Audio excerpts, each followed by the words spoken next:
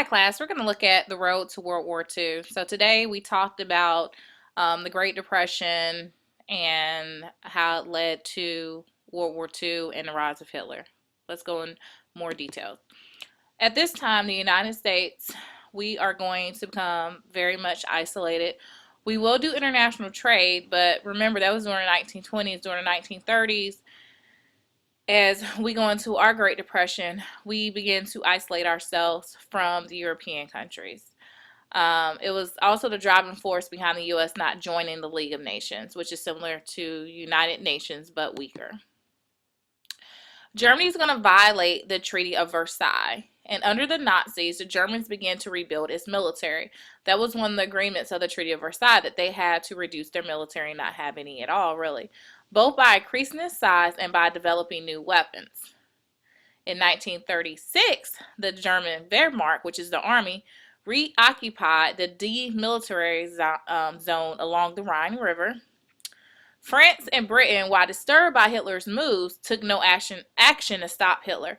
They really did not want to go into another war with Hitler, so they stood by while he was doing this, and he was hoping that they let him do this, then he wouldn't continue to do more.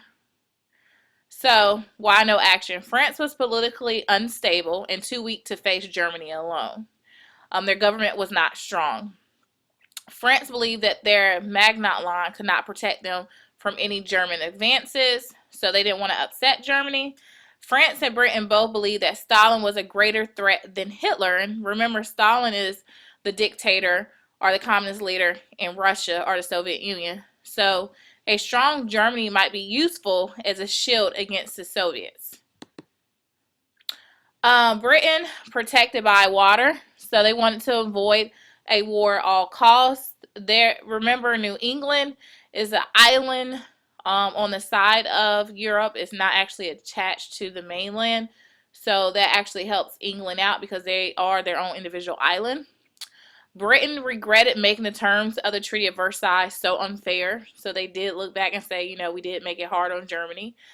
American isolationism and the passage of the Neutrality Acts led Britain to doubt that they would get any support from the U.S. if they went to war. And you'll learn more about that in U.S. history next year. Hitler is going to use the Spanish Civil War to test out his military and to test out his tactics, because the leader of the Spanish Civil War was Franco's fascist forces, which, remember, Hitler government was very similar to fascism.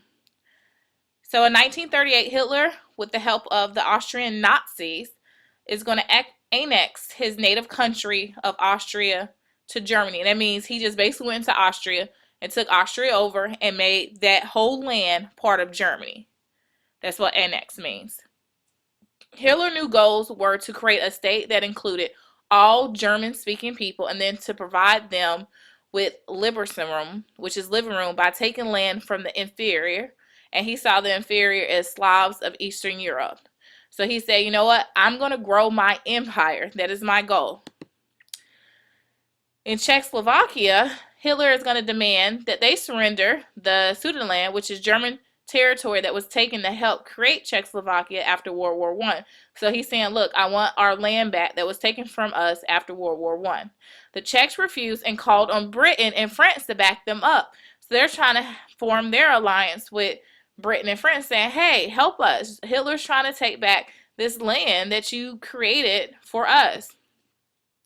So there is going to be a conference held in Munich. Britain and France, after receiving promises that Hitler would engage in no further aggression if the Sudetenland was surrendered, decided on a policy of appeasement, meaning letting the enemy have what they want in order to avoid a war. So they thought if they gave Hitler what he wanted, he would stop trying to expand his empire. And they agreed to support Germany's claim. The Czechs were left with little option but to give in. So the Czechs had to give the land back. Britain and France agreed to allow Hitler to take the Sudetenland from Czechoslovakia. Hitler in turn promised that he would engage in no further territorial aggression in Europe. British Prime Minister Neville Chamberlain returned home, declaring to the British public that I believe it is peace for our time. In reality, it wasn't, because Hitler's going to keep going. Appeasement will fail, and in March of 1939, Hitler broke his promise and invaded Czechoslovakia, quickly conquering the nation. Believing that they were next, Poland panicked and sought guarantees of protection from England and France. In August of 1939, Germany and the Soviet Union stunned Europe by announcing that they had signed the Molotov-Ribbentrop Pact, a non-aggression pact, saying, look, we're not an alliance, but we are not going to fight each other.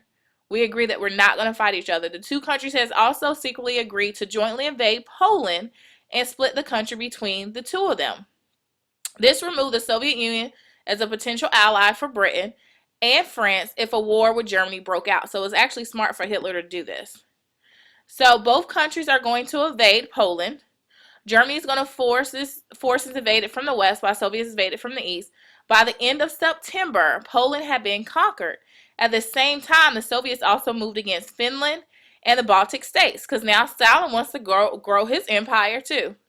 All this is going on while France and Britain are trying to decide what to do. During the invasions of Poland, the Germany debuted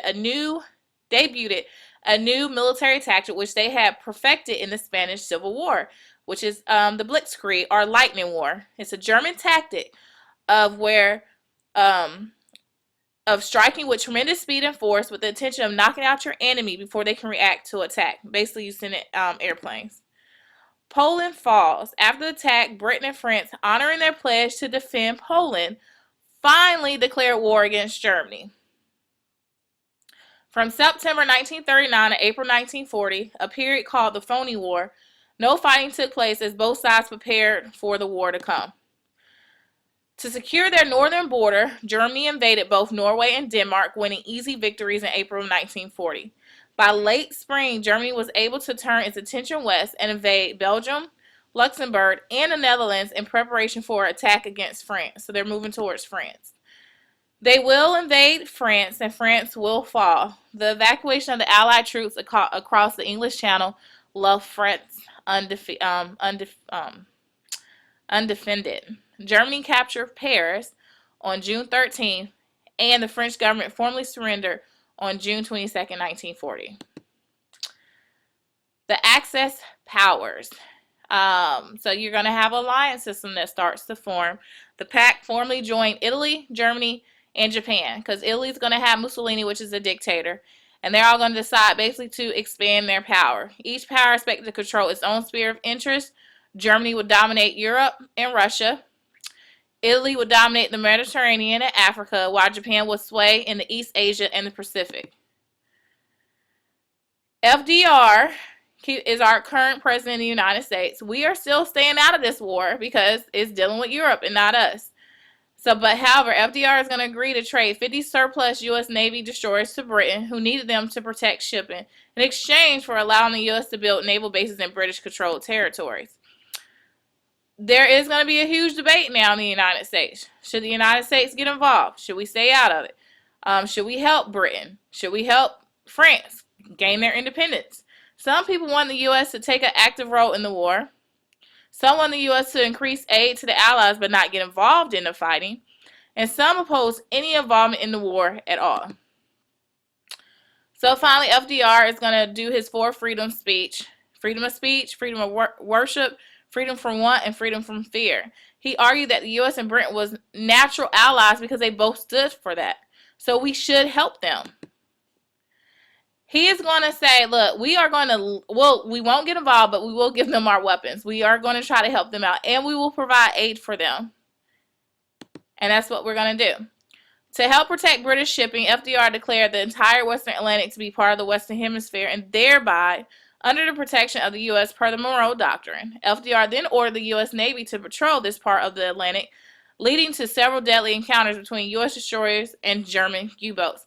FDR really wanted to get involved with this war, but again, we are a democracy. He has to listen to the people. Winston Churchill will become the British Prime Minister after Chamberlain.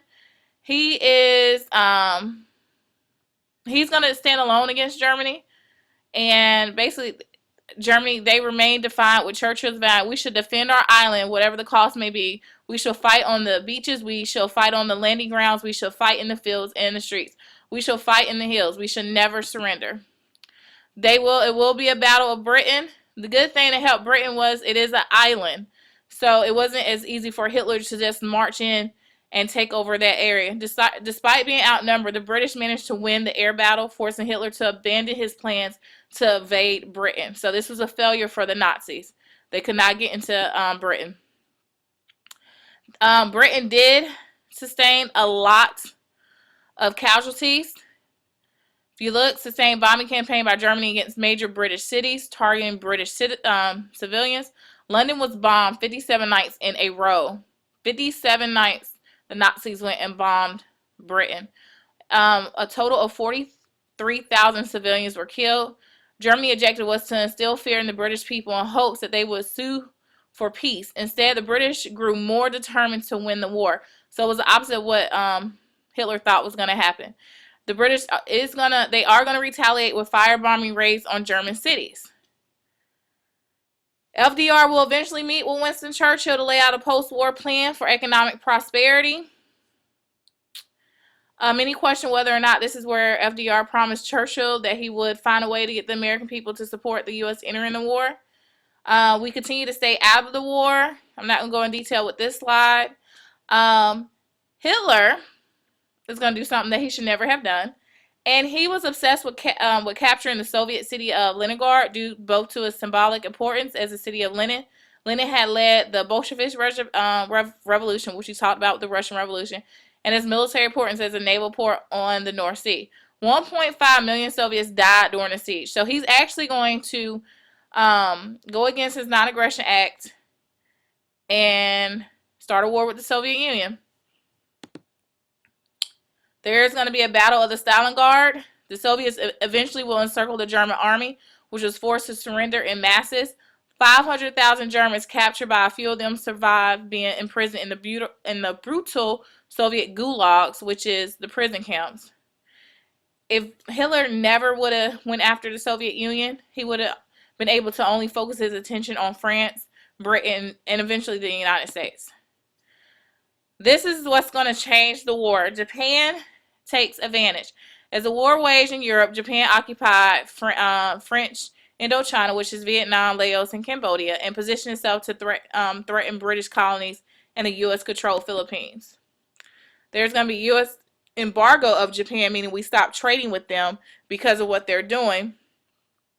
Japan is going to consider this the act of war and begin to plan an attack on the U.S. Attack on the U.S. military facilities in Hawaii and the Philippines, which is going to lead us to the bombing of Pearl Harbor. So December 7, 1941, Japan is going to launch a surprise attack against the U.S. naval base in Hawaii. 4 battleships destroyed, 4 more seriously damaged, but Japan failed to destroy U.S. aircraft carriers. After that, 2,403 Americans were killed, 1,178 were wounded. We are going to declare war on Japan and Japan allies, which included Germany. So the U.S. and Britain declare war against Japan. And then Germany and Italy are going to declare war against the U.S., believing that by helping Japan against the U.S., Japan will help them against the Soviets. So we are in what is called a full blast war again. And that concludes this part.